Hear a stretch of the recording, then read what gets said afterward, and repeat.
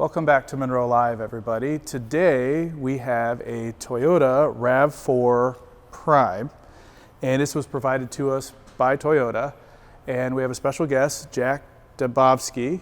He's a newer associate at Munro Associates, but we brought you on board because you are a current RAV4 owner. Is that correct? Yeah, correct. I own a 2005 second gen RAV4. I've owned it for about 4 years now. I got it when it was in mint condition, still is. Very happy with Toyota's quality, so that's something that I really wanted to look for when purchasing that car. Something I hope sticks here, and from what I can tell, it is. So. All right, so we're going to dig right in. So this is the highest trim level. I believe it's $50,000. So this is what you get for $50,000 today. It's kind of astonishing to me because my first vehicle, I bought a used Nissan for $3,000, and now just the delivery fee and the taxes to get a vehicle now is probably roughly around $3,000. But what Toyota is known for is really they have great fit and finish and great quality. And when we first got this thing, it has 10,000 miles on it. We did notice there were some chips on the hood. So this was not characteristic for some of the vehicles that we receive, particularly from OEMs. It is a Texas car, 10,000 miles, but what else do you see, Jack? Yeah, speaking about that price, I know they get the tax rebate, which is a little over $7,000, so that kind of influences some more people to buy it with that high price range, around upper 40,000s. I know with this newest gen, they wanted to go with a more kind of aggressive off-road look. Same thing that they go with the 4Runner and the Tacoma. It's definitely one that I like. I wasn't a big fan of their first 4th gen variation with the aggressiveness, but this one, I think they did a really good job with kind of not only like a little bit of masculine, but feminine, and it gives you kind of a good overall look. So one of the things I kind of dislike is this lack of seal here, is when you'll see with the whole the hood closed. Close it real quick.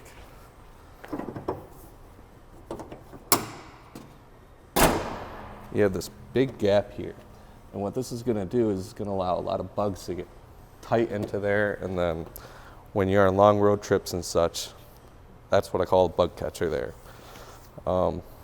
Another thing, coming back to the door here, this is a minor thing, but if you just push on the bottom here, you can see that it doesn't open. But on the top here, it does open. Anything basically above this half point mark will open it, but anything down here won't. And they really wanted to stick with the They really wanted to stick with the symmetry of the fuel door on the other side, so I believe that's why they went with this, but to have another kind of, I guess, better centered or something down here would really fix that small issue there.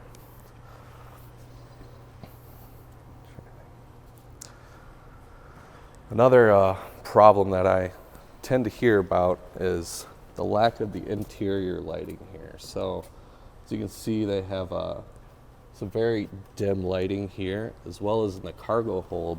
You're only going to have one light. Open up this trunk here.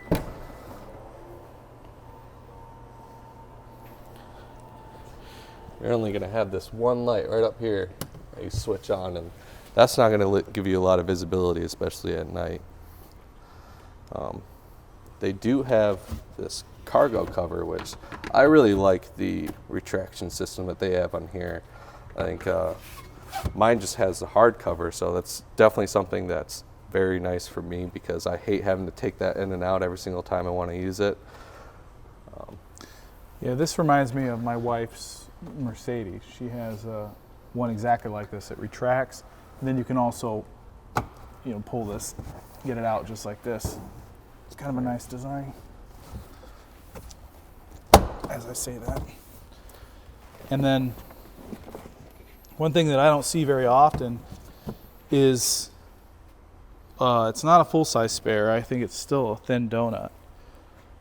But most PHEVs and EVs and anything EV related, packaging space is at such a premium that the easiest way to gain that packaging space is to get rid of the spare tire, add extra batteries, add extra room for high voltage electronics, but lo and behold, still got a spare. Yeah, you got your charging cord, got the spare.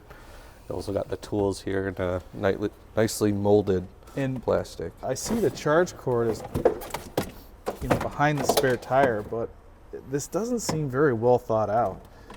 Other OEMs will put the charge cord in a nice bag that has a crumb back so that you can put it in here and it won't slide around.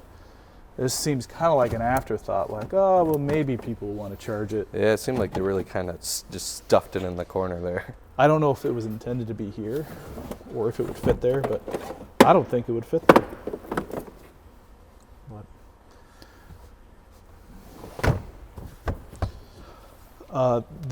I did notice when I was driving it earlier, the stereo is bass heavy, reminding me of my old Yukon. So I feel like a lot of the stereo systems are more refined. They have good mids and good highs. This was just very bass heavy. Reminded me of a 90s or early 2000s system where leaning more heavily towards a little more of a subwoofer feel. Yeah, I know it has the package in there that has the JBL speakers and the extra bass, so that could be a part of that. But I played with the settings a little bit when we first got it, and I was able to turn it down quite a bit. But right when it reached about 70% on that knob, that's about as high as that bass got. So the calibration there with the settings was a little off, it seemed. Yeah. But yeah, the bass does get pretty high, and I feel like playing with those settings there, you might be able to maybe lower it a bit. But here's a technical cost reduction tip for Toyota. I benchmarked hundreds of vehicles in the past decade. Notice there's a grab handle on the right side and the left side. You'll see most vehicles have shifted to one grab handle because for the small percentage of us that are left-handed like myself, reaching up and physically grabbing on one side or the other is not that much of an inconvenience. And they put the close button here. If you're short, I don't know how short, 4'11", this may be too high to reach. I know that a lot of Chrysler minivan, they put the button right here. If you put the button right here, it allows you to integrate it into the wiring of the vehicle. Then you don't have to run extra wiring all the way out to here. So just from a cost reduction perspective, eliminating the push button in there and going to one grab handle or one even in-mold grab handle is a way to reduce cost. And they're making, what, 500,000 of these a year? Even if you save $1, that's a $500,000 idea. So Merry Christmas, Toyota. I don't know why you have two grab handles. The rest of the world has moved to one. yeah. Now everybody's going to go out to their car and look to see if they have one or two, and most should have one. There's one thing that stuck out to me. If we roll around to the B pillar, I noticed that the B pillar and the stanchion for the mirror are kind of a lower end unpainted plastic. Same thing with the roof rail here. They put a lot of extra money and cost into this darker painted black trim. I just felt like they could have went the little extra mile to get the B pillar painted. Yeah, I mean, you see the color difference here. You have this, another color here. I think this is the same color. I think it might be the same type of paint, and then the roof rack on top is a different color. So that was an interesting choice by them that I don't necessarily agree with. I think the plastic B pillar covers really are fingerprint holders along with that piano black on top. But if you can get past that, I mean, if you put your fingers on there, you can see that it really sticks to it there. And then as well as the piano black, whenever you get a car wash or anything, you got to give it an extra rub down in order to actually get it clean. So. Yeah. Now Sandy's not here, and normally he's going to be picking on fit and finish, but from just the eyeball tests, I can see we have near perfect gaps, particularly on the front of the door, mid door, and rear door. You can see with these being plastic, the gap will be larger on these plastic items. They'll have a different coefficient of expansion versus the metal doors. And we have a fuel filler on this side, which probably has to be open from inside. Fuel filler, still an old school cap. I'm surprised a lot of OEMs have gone to capless. And then on the passenger side, you have this massive charge port door. So this does not allow for DC supercharging. This looks like it's just the SAE charge port. So you're going to be able to charge this battery probably in about 3 or 4 hours. I don't know what the kilowatt hour rating is. We can pop that up on the screen. I know it's on the Maroni. But you only get 42 miles of EV range. Now, I did take this car home last night, and I know there's been other people who've reviewed it. They say they really like the acceleration from 0 to 60, but I did not like the acceleration from 60 to 0. I was trying to merge on the freeway, and because everyone said it was, relatively fast, I really put my foot into it, and I barely squirted out in front of a big box truck. So maybe it's because it was cold out. It was 36 degrees. The battery wasn't warm. I don't know, but we'll have to do a ride and drive and retest that. Interior-wise, I know I'm not going to hop in there, but I'll have Eric get in there. I like the interior. A lot of soft trim on the doors. This is very high quality. I like the red stitching, but this is their higher trim level. One thing I didn't like was the screen. To me, seemed really outdated. I don't know if we'll turn the key on. It was very pixelated. It did not have the same level of pixels that I expect in an iPhone, an iPad, a Tesla, some of the high-end vehicles we see. Maybe we'll pop that on. It just reminded me of a screen from 1999, 2005. Yeah, you can see it's kind of washed out, but they really only focus on function with this. You're not going to get anything fancy.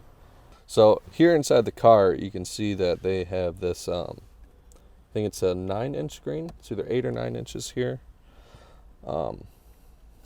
And they have the buttons on the side, so it is touchscreen, but it's nice to also be able to use the knobs if you prefer that.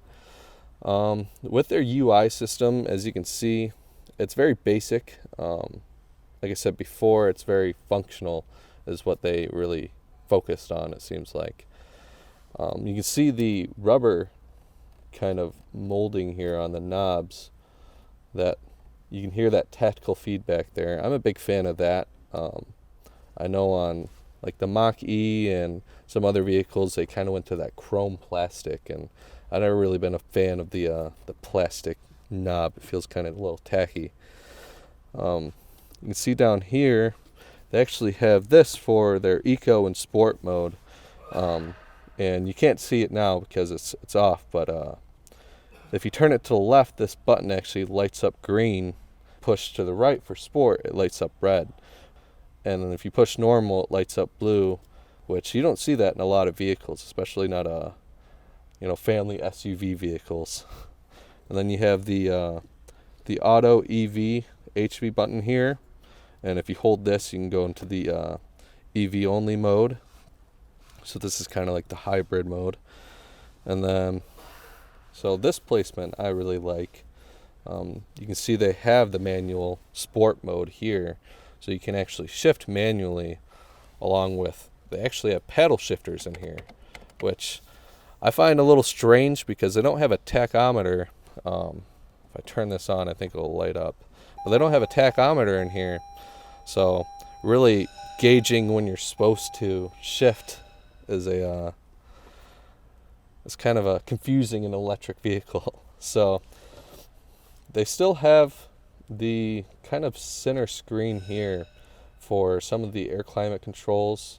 The buttons feel genuinely nice, I guess. They don't feel anything fancy. The thing I really like about Toyota is they know where to put kind of durable stuff like plastics and where to put the actual over molding and stitching and whatnot. So something really nice that I feel in a lot of Toyotas is the durability in the inside. You don't really got to worry about a lot of stuff getting scratched up, or there's no piano black in here like you see in a lot of other vehicles. As you see here, there's the storage space here, which I thought was interesting. I haven't really seen that before, but along with the glove box underneath. A little complaint that I hear is when this seat's further back, you don't have enough space back there, but when this seat's forward, this glove box comes pretty low, so you don't get all the leg room that they try to expose you to, because your knees end up hitting that glove box a little early.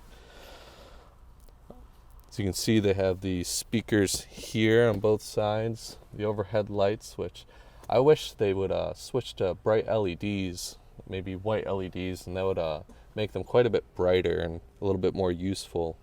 There's a little bit of underglow lights here. I think these are feels like just plain LED lights down here that kind of light up your spots here, along with the wireless charger. And here it's normal glove box. You get two 2.1 amp charging USB ports, which that's always nice and convenient to have extra ones, along with the basic connection port up here. So say you want Android Auto or Apple CarPlay, you plug right into this front one here, and it should hook you up, along with the old cigarette lighter method. Now you'll see on the left hand side here, you have a lot of buttons over here, but not a lot of visibility when you're actually driving. And a lot of companies that I see usually use the knobs for that. So I'm interested to see why they chose this tactic instead. I know they wanted this slot here, but moving that possibly somewhere either underneath or somewhere else, I think would have been a better usability for their space here. You can see the fuel doors down here. I know on my Toyota is under the carpet here, so that's a little bit nicer, easy to reach, right next to the hood lever. Jack, go ahead and pop the hood.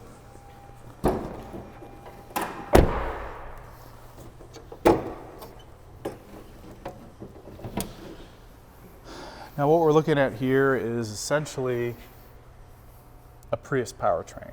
I know we can research it a little further, but this is the exact setup I remember from when we benchmarked a Prius. And one thing Toyota is known for, I did a large benchmarking study about 6 years ago, is they love securing engine bay hoses and lines with large troughs and stamped steel brackets. And I'll point that out to you right here. A stamped steel bracket like this, they can control the assembly much better than a bunch of Christmas trees or push pins.